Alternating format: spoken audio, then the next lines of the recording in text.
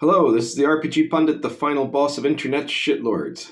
And today I'm doing a video where I'm going to be talking more about the horrible things that Wizards is doing, but not about like the massive layoffs. I've seen a lot of videos of people talking about how the layoffs that on Wizards, there was like this insider leak. Someone made a note to some supposed games journalist about how horrifying the conditions are in there now because some of them have to work and there's not enough people to cover up the fact that they didn't really do a lot of work and so on and so forth. But I'm sure that they are actually distressed because it's like they did the opposite of the Twitter firing, right? When Elon Musk took over Twitter, he fired everybody who was very clearly useless. And Wizards has just fired everybody who was still at least moderately competent, moderately and up, right? So what you're left with are just lower than average mediocrities and the absolutely useless. And so, of course, they're panicking. But that's not actually what I want to talk about in this video. Instead, you will remember a little while ago, if you haven't, or this is like the first time you're watching this channel, you could check out this earlier video. A few videos ago, I did something, a video about how the new intro adventure for D&D is awful. And so that was about an adventure that has come out recently called Peril and Pinebrook. Now, some people point out to me, and in fact they are correct, in that video I described it as being the adventure of the new starter set for OneDnD. But it's not actually. It's not a starter set for OneDnD. It's apparently an adventure module that was created for introducing young and new players to the hobby.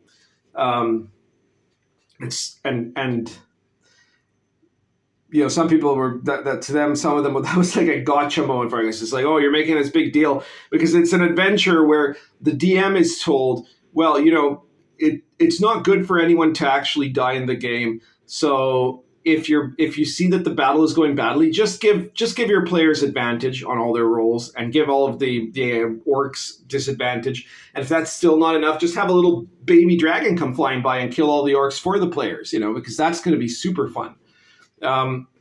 Which is absolutely idiotic advice, right? And so some people claim that basically I'd not been well informed, and I wasn't well informed.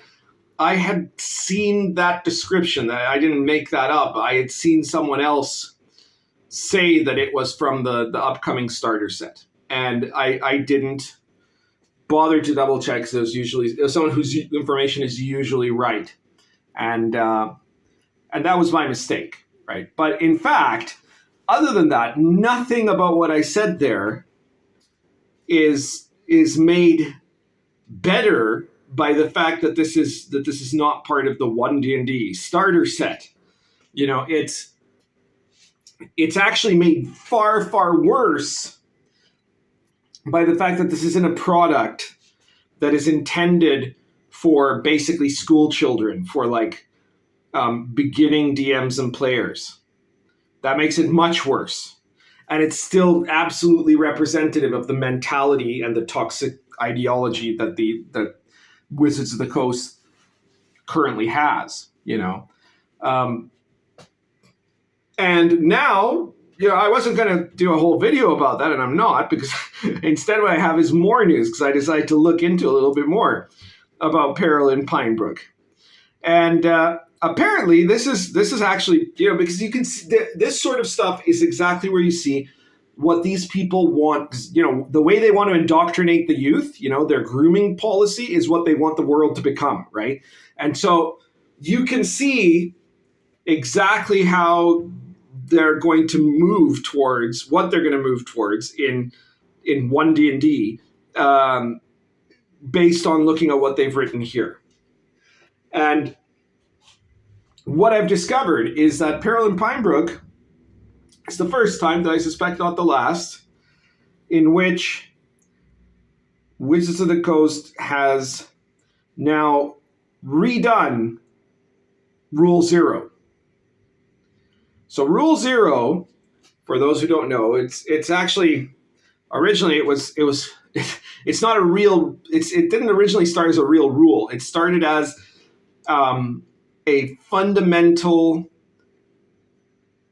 point of order of the RPG hobby that had emerged relatively quickly from the time that RPGs differentiated themselves from war games, and that most people quickly came to understand was true. But more importantly, it is what reinforces, or rather reflects, right? Because when it becomes codified as a rule, let's say, that is only in the case of most moral rules, by the time certain rules were written down in the Old Testament, it wasn't literally that this just came out of nowhere, right? This was a collection of what had come to be seen as a common sense of virtue for the people who were writing it. And it's exactly what that was for Rule 0.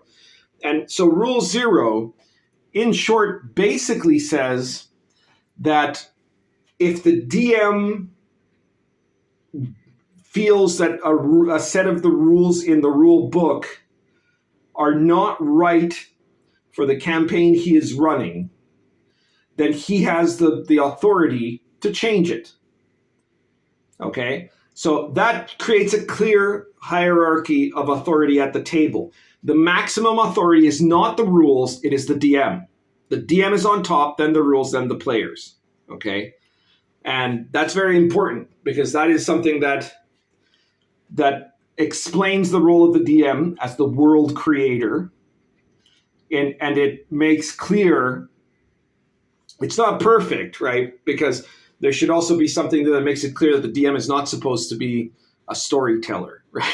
I'd make that like rule -1. You're not telling a story. You're creating a virtual world. That's your job, okay? But it's been a very good rule for a very long time.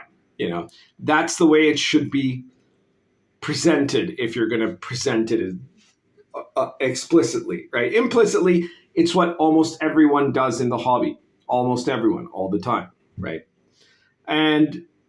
But that's not, but it wasn't right for Wizards of the Coast, right? Because of course, Wizards of the Coast doesn't like the idea, first of all, that the DM could change their rules. Second, that the DM alone can change their rules, because the D&D rules that they have been, everything in the books now are generated to promote a certain ideological perspective, right? So if suddenly this DM decides, no, you know what? In my campaign, mind flayers and beholders are objectively evil, that's, to them, that's like terrorism, right? If a DM says that. That's absolutely unbelievable. How could you claim that a tentacle monstrous humanoid that sucks people's brains out and that is an abomination to all that is holy is just plain evil, right? How can you say that? Because then you're suggesting that there is an evil. Right? So a DM that's just allowed to do that shouldn't be, that shouldn't happen. That guy should go to jail, right? That DM should be imprisoned for wrong thinking, for daring to suggest that sucking people's brains out and eating them is an act of objective evil, So that's the motivation here, right?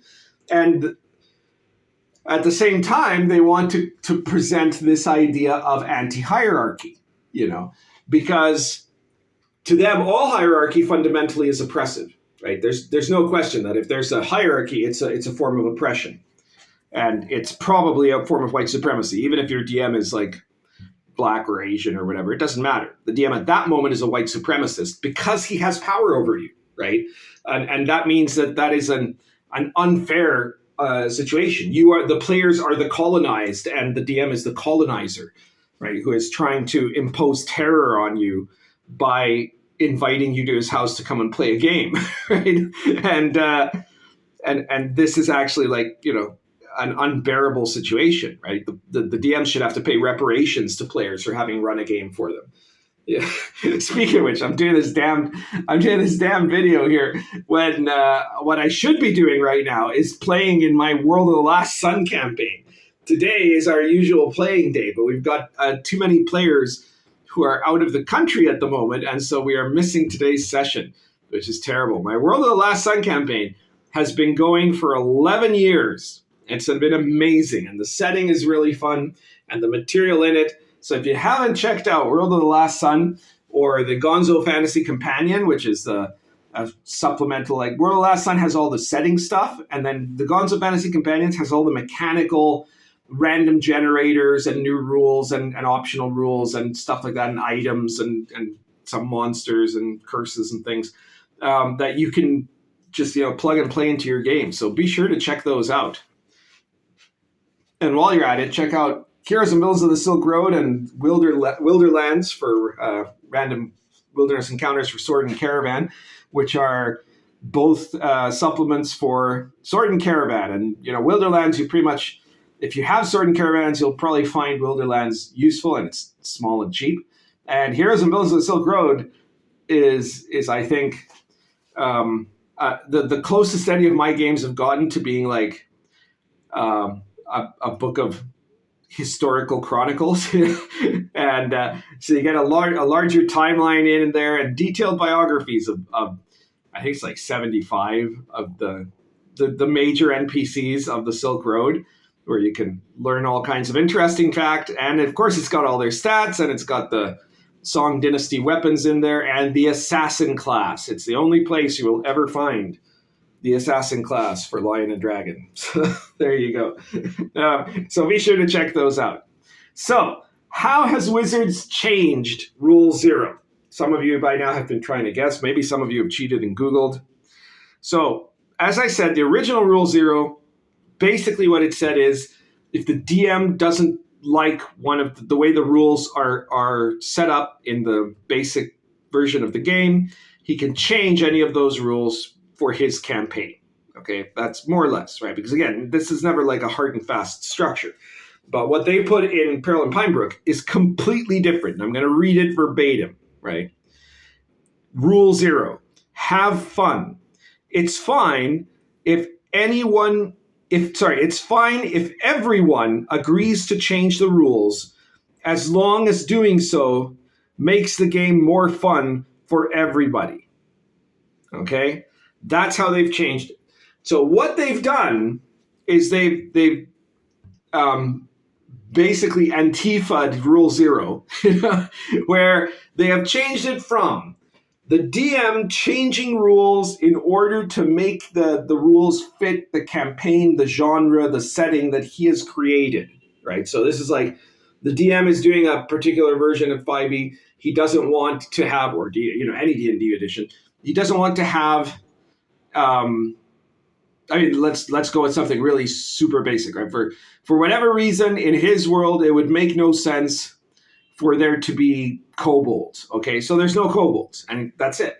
There's no kobolds in his setting, right? That's something completely fundamentally basic, right? But something a little more complex. Well, in his world, rangers don't have magic. Okay, they're like woodsmen. They're not. They don't have any casting powers, right? So he changed it, takes away their magic. Maybe he adds a couple of little benefits to replace those, and that's the way that the ranger is in his campaign, and that's fine too, right? Or it can be something more fundamental, in his campaign, because he wants to have a different aesthetic for the combat. You could say. In his campaign, armor does not add to armor class. It doesn't add to your defense. Rather, it has points of damage absorption, right? So that'll change again. I don't know if that would necessarily make it more or less violent, but or more or less deadly, rather.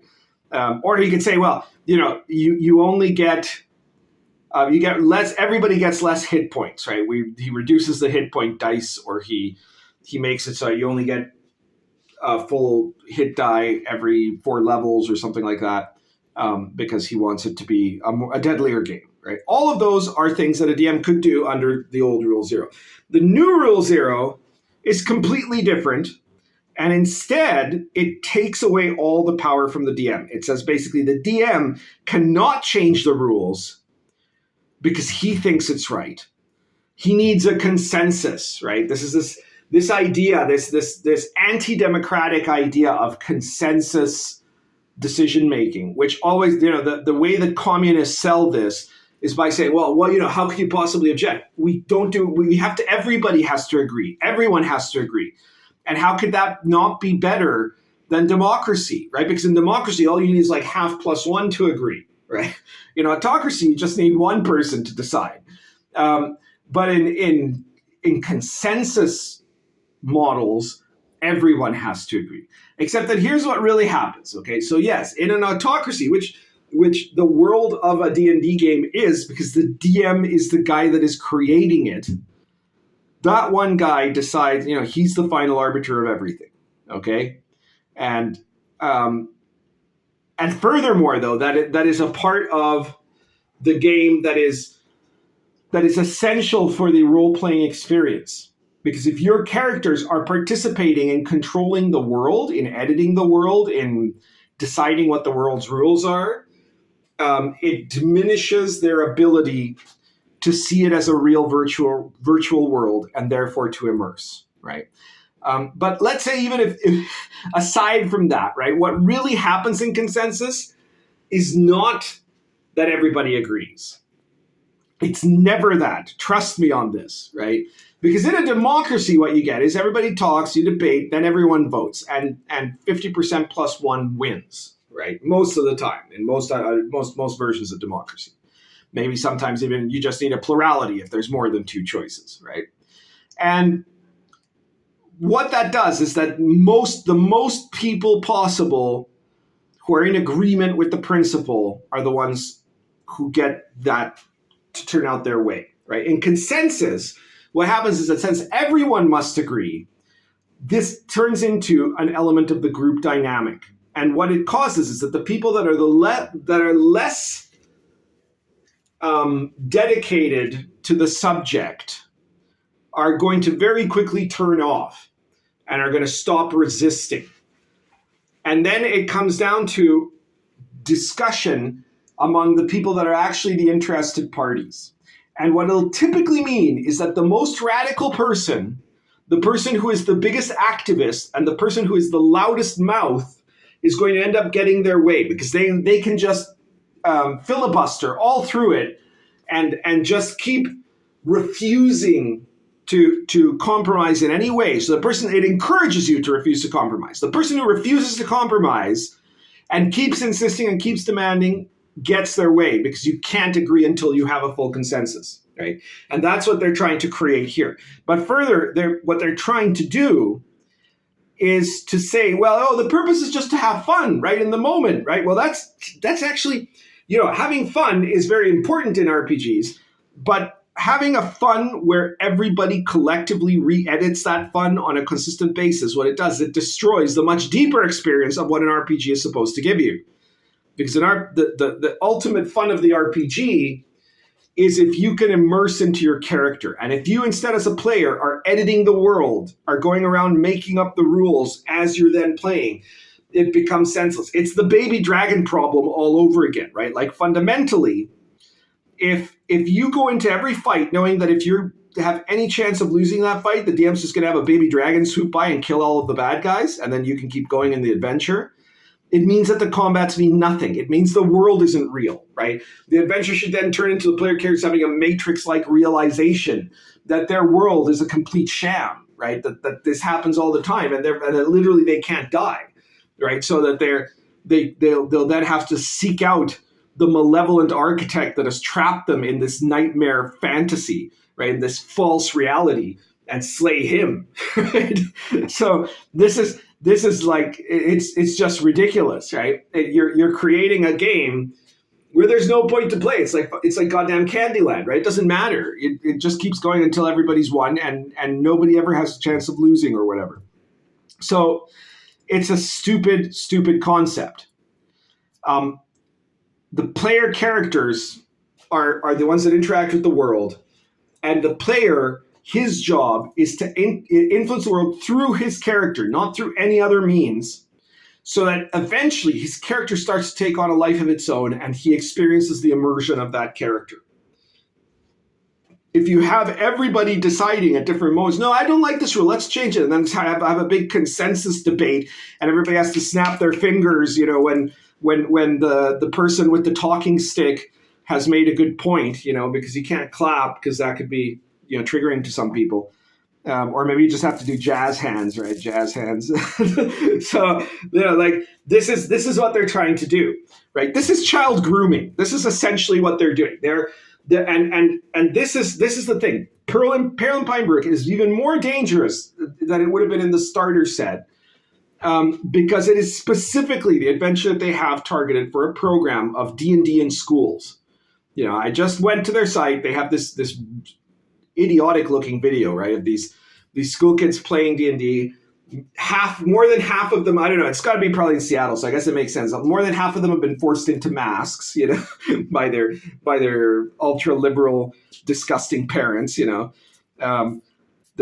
all look a bit sickly, to be fair, because they've probably been raised vegan their whole lives, and they're talking about how fifth edition is really good because it teaches them math, and then they're running Peril and Pinebrook, which is I don't understand how anybody is going to become a long-term D&D fan playing an adventure where there's no skin in the game, right? And so the answer is they're probably not. But that's not the point. The point is to inculcate again, even for 1 second, right? Because totalitarianism needs to be total, right? So everything you do, everything you say, every moment of your life has to be about the ideology. So if this program means that these kids get 3 more minutes where they're being told again subtly, they're subtly being brainwashed into understanding that no, you can't have any person making the decisions. What you have to have is a consensus where the loudest activist wins. And that's the way to make a positive society. When in fact, it's the way that you're going to end up with a society in absolute ruins, right? And a game in absolute ruins, because this is never a functional set way to create a game.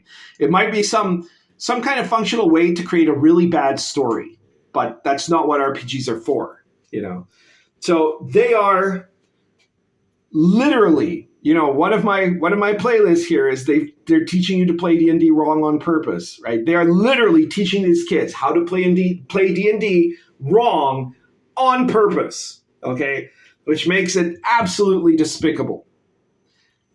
All right, so that is my point. Basically, my point is I was still right about Peril and Pinebrook. In fact, I was more right than I ever imagined I would be. And it doesn't really matter. That's not what's going to be in the starter set, because I don't know. Well, let's check out what happens when they do the new OneDnD, and you end up looking at that starter set and see what the rule 0 is there. Because there's a very good chance that that's going to be the same rule 0. You can change any rule as long as everyone agrees, because it has to be fun for everyone, right? That's not the rule. I'm sorry. The DM is the person in charge at the table, okay? Not the person who is the loudest social activist, or the narcissistic maniac who can just keep going all night, insisting on their point, and will not stop. That's not how you run a gaming party. It's not, and it never will be. I guess that's everything for today. If you like this video, please share it anywhere you think people find it interesting, and especially anywhere people are going to get pissed off about it. If you haven't already, please subscribe. Hit the like button here. Comment if you have any comments to make. And, check out all my other videos if you're new. If you're not new, hit the notification bell so that you will be getting notifications of when I'm doing live streams, new videos, and pictures of Meatball. And if you want to support me, check out all of my great products like Heroes and Villains of the Silk Road and Wilderlands and Roll of the Last Sun and all of my other games. In particular, check out the Pundit Files. Right now we're on Pundit Files number 2. which is the Dead City. You can find the Pundit Files. These are short PDFs. The number 1 is a set of random generators. Number 2 is an adventure. And you can find them on the Red Room's website. The link is in the description below. Each one only costs $3.50. And I guarantee you're going to enjoy them. If you like the RPG Pundit Presents series, you'll like this. The Pundit Files, now at the Red Room. All right. And I guess that's everything for today. Currently smoking Stanwell Deluxe plus Argento Roots.